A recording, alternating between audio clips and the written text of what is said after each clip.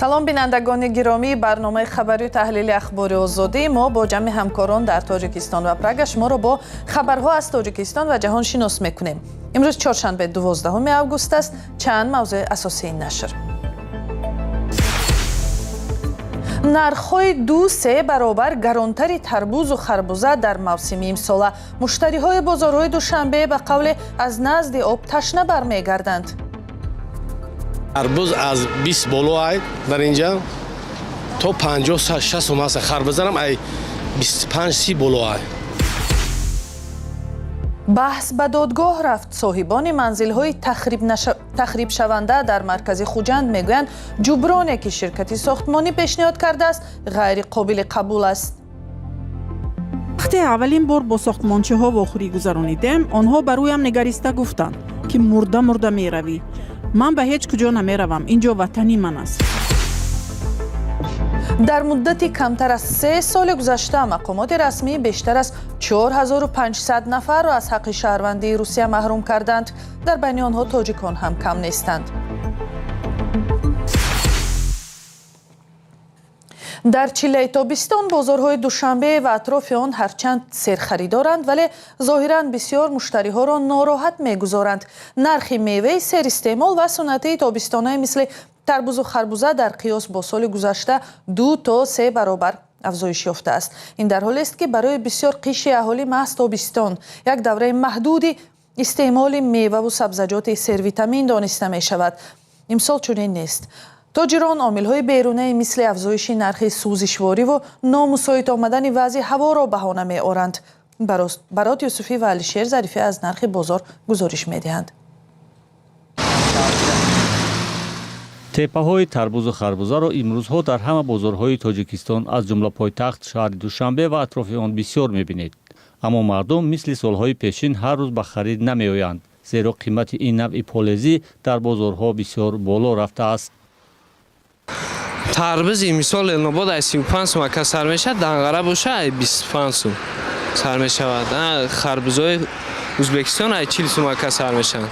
то чанд сум? харбуза то 70 сум 80 сум аст. соли гузашта читор буд? соли гузашта арзон буд ай 10 сум 15 сум сар мешид тарбуз мисол ай 20 сум. ман пеш 40 сум 35 сум да мегирифтӣ. ҳозир боша 50 сум ам аст ай тарбуз. сабабҳои афзоиши қиматҳо низ гуногун будааст. яке ҳавои номусоид, дигари таъсири таҳаввулоти ҷаҳонӣ ки ба қимати маводи сӯхт аз ҷумла бензин асари манфӣ гузошт. ҳаво хунук омада ка мисол палакҳо вайрон шидан бисёрош. баъд баланд нархи сӯзишворӣ баланд шид. мисол ҳамин бепулам бигири тоҷара пул хати меғалта 6-7 сум ҷӯе дар болои як тарбуз раҳпулӣ меғалта ка. сабабои баландшавии нархиш ҳамеа ба фикри ман. харидорон ҳам мегӯянд дигар мисли пешин ҳар шом бо худ як тарбуз ва ё харбуза барои худу бачаҳояшон намебаранд. тарбуз аз 20 боло ай дар инҷа то 50-60 сум аст. харбузарам ай 25-30 боло ай. ҳамин хеле ай. ба назар шумо бо ҳамин нархҳо ҳама шароити харид не ака ҳар кас мефаҳмад ки ман ҳамчун финансист медонам чӣ ҳолат ай. баъзеҳо харида наметавонанд. не конечно албатта. тарбузу харбуза аз полезиҳои асосист ки ҳар тобистон дар бозорҳои тоҷикистон то даҳҳо ҳазор тонна ба фурӯш мерафт ва умдатан қимати дастрас ва арзон дошт. аммо таъсири ҷанги Русия дар Украина, ҷанги Амрикову Эрон дар Ховари Миёна ва болоравии қимати маводи сӯхт дигар то ба ҳамёни мардум дар Тоҷикистон ҳам расидааст. дар шаҳри Хуҷанд сокинони чанд бинои истиқоматӣ аз ширкати сохтмонии Асри Мо шикоят доранд ки ба гуфтаашон дар амри бунёди хонаҳои истиқоматии нав дар ҷои зисти онҳо ҳуқуқ ва манфиатҳои соҳибмулконро поймол мекунад. худи ширкат бо ин иттиҳом розӣ нест ва дар як иқдоми камсобиқа худаш аз болои сокинон ба додгоҳ шикоят кардааст. ин ҳолати дуюми баҳс бо ширкати хонасозии Асри Мо аст ки дар як моҳи охир расонаӣ мешавад. асли баҳси навбатӣ чӣ асту тарафҳо ба чӣ назар ҳастанд? аз гузориши ҳамкорам Фарзон Муҳаммадӣ мебинем. ҷои тин ҷомои нотиншкадос якум ин. дуюмаш ин ки аҳамиҳо пайдо шудааст ки муҳовид дар ғалона гап мезанад. فقط گپی دروغ. این شکایت دلبر ارکبایو و دهها همسایش در مرکز شهر خوجند است. آنها دعوا دارند که شرکت بیناکار عصر ما تلاش دارد برخلاف خواست و طلبهایشان خانه‌های آنها را ویران کند. سخن درباره 3 بینای ساخت شوروی می رود، جایی که تقریباً 200 خانواده زندگی دارند. ساکنان میگویند چند ماه باز زیر فشار و زورگویی هستند. پیش رئیسی ولایت بر رفته ما اصلا شرکت بود بکنیم شما گذرانده ثانی اینجا ویران بکنیم گفته حالی اونجا هیچ گپ شدگیش نه من اینجا اونجا ویران کداست. مسئولان شرکت عصر ما آماده نشدند که مسئله را در نزد دوربین شرح دهند. آنها در یک پاسخ خطی به رادیو آزادی گفتند که رفتارشان موافق قانون است و به ساکنان جبران پیشنهاد کردند. از جمله 8000 سامانی به عوض هر متر مربع خانهشان یا از 2 تا 3000 سامانی پول اجاره. اما ساکنان چیزی دیگر میگویند. Когда у нас впервые прошло собрание, то застройщик вақте аввалин бор бо сохтмончиҳо вохӯрӣ гузаронидем, онҳо бароям негариста гуфтанд, ки мурда меравӣ. Ман ба ҳеҷ куҷо намеравам, инҷо ватани ман аст. мо зидди ободкориҳо нестем, вале нуқтаи назари ҳар як истиқоматкунандаро бояд гирифт, чунки аксари бошандагони инҷо аз 60 сола боло ҳастанд ва мо аз оилаҳои оддӣ ҳастем. Нам далеко всем за 60. قرار شهرداری خوجند درباره بنیاد بلندآشانه‌های نو به جای 4 بینای ساخت شوروی سال 2024 قبول شده است. تا کنون یکی از بیناها را تخریب کردند. حالا بحث شرکت عصر ما با ساکنان 3 بینای باقی مانده به دادگاه شهر خوجند برده شده است. نه با دعوای ساکنان بلکه بر اساس مراجعه شرکت بیناکار. سود دادایی که برای از حساب условия خودشان شهرنامه بندند بوده. شهرنامه‌ای که با پیشنهاد کرده بودند با ما هیچ تغییر نمی‌شدیم، ما معقول نیست. چونکی условия که خودشان دادگی ما با وای خانه‌ای مثال یک خانگی گفته دیگرش اگر ما میکردگی شیم دیگه خانه میگفته کشیم. همین خانه 3 خانگی 4 خانگی 1 خانگی دیگه центр نه دیگه جای شهرم خانه خرده نمیشد. یا همینا حسابش نمیگیرن. فقط условия خودشون میگن. طلبات ما همین که شرطی استقامت کنیم همون جاها همیشه بهتر کنیم. هر کس میخواهد که خود خیلی که این من جدی اصلی ما آمده اینجا از سنتر زمین شهر خودش به شرایطی نقص کرده ما همینجا یک کاری ناز گیرم گفته ما همین خیر همه استقامت کنیم میخواهند که شرایطی ناز برای خودمون کنیم. حالا هر دو طرف منتظر خلاصه دادگاه هستند. طی 1 ماه آخر بار دوم است که صاحب ملکان در خوجند شرکت عصر ما را به کوشش غصب یا با زور گرفتن بیناهایشان گناهکار میکنند. از این پیش مالک جمعه بازار یکی از مکانهای سیرخرید در کنار دریای سیر شکایت داشت که شرکت عصر ما مکان جایگیرشوی بازار را گرفته است تا در آنجا بیناهای بلندآشانه استقامتی سازد. شهرداری خوجند از این تصمیم پشتیبانی کرد و آن را تصمیم قانونی نامید. درباره شرکت عصر ما در منبع‌های باز اطلاعی کافی در دست نیست. تنها در چند خبر گفته شده است که این شرکت تازه تأسیس در دوشنبه جایگیری بوده چند طرح ساختمانی را در پایتخت بر عهده دارد. فرزان محمدی، رادیو آزادی، شهر خوجند.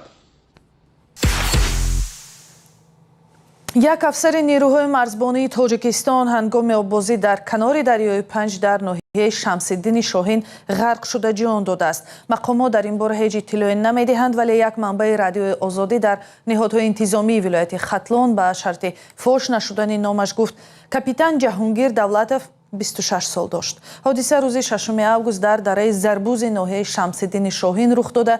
جسد افسر را بعد تشخیص به نزدیکانش در ناحیه اسماعیلی سامانی دوشنبه دادند. در 2 ماه اخیر این 4م حالتی در آب غرق شدن یک نظامی نیروهای مرزبانی در ولایت ختلان است که به مطبوعات معلوم شده است.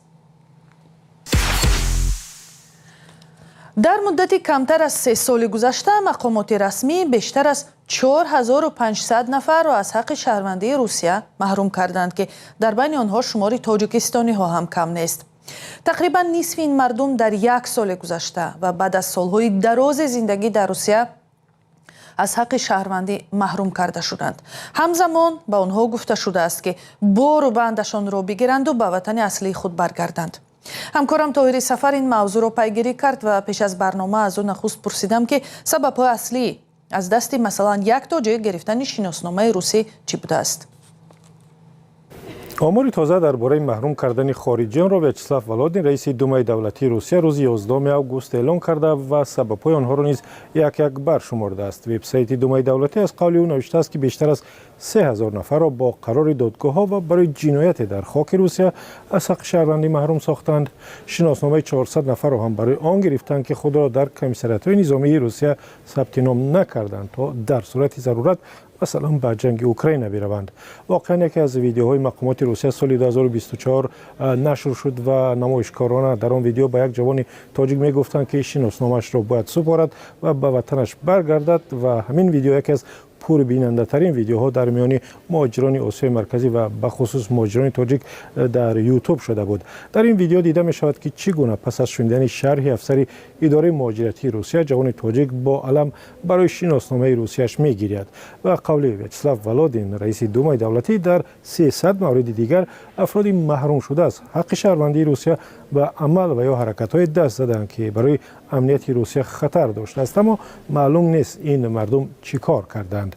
در بیانیه کوتاه و با حرف‌های بزرگ ویاچسلاو ولودین گفته است هر کسی که می‌خواهد شهروندی روسیه شود باید آن را محافظت کند، قانون‌هایش را رعایت نماید و زبان روسی را داند.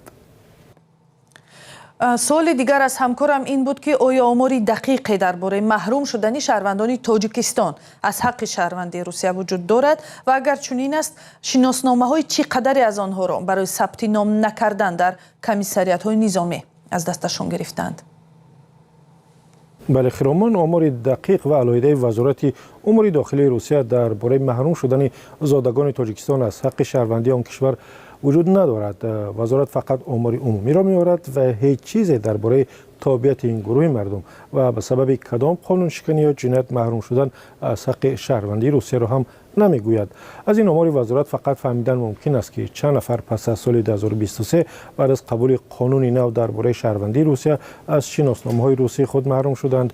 در چند ماه اول تصویب قانون مقامات رسمی میگفتند که تا 1500 نفر را از حق شهروندی روسیه محروم کردند و در مدت 2.5 سال طوری که گفتیم شماره آنها از 4,500 نفر هم گذشته است. ولی تخمین کردن ممکن است که تعداد تاجیکستانیان در بین این مردم کم نیست، زیرا در چند سال گذشته و پیش از سال 2023 بنا به آمارهای گوناگون بیشتر از 300,000 نفر از زادگان تاجیکستان شهروندی روسیه را گرفتند و قرارهای زیادی محروم شدن محض درباره آنها هم بوده است. یک سبب اساسی محروم شدن از حق شهروندی روسیه این بوده است که شهروندان تاجیکستان بعد از گرفتن حق شهروندی روسیه در مدت 2 هفته خود را در کمیسریات نظامی ثبت نام نکردند.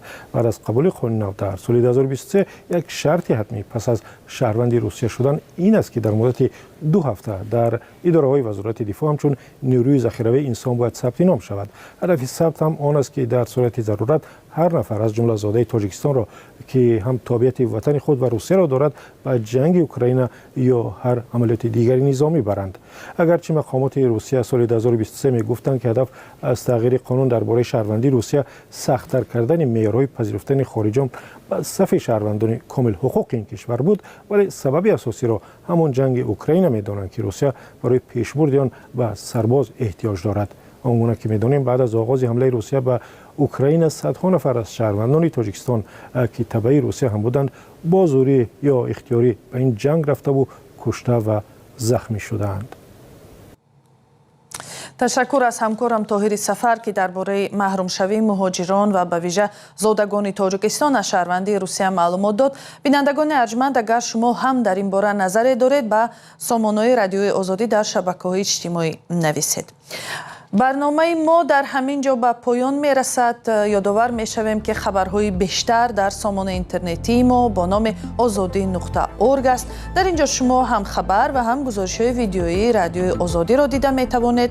صحیفه های ما در شبکه‌های اجتماعی تیک تاک و تلگرام، فیسبوک و اینستاگرام و یوتیوب و ایکس هم شما را با خبرهای رادیوی آزادی و ویدیوها شناس می کنند. با این صحیفه ها ابونه شوید و از حادثه‌های تاجیکستان با خبر باشید. فعلا از ما همین تا برنامه‌های دیگر. خدا نگهبان.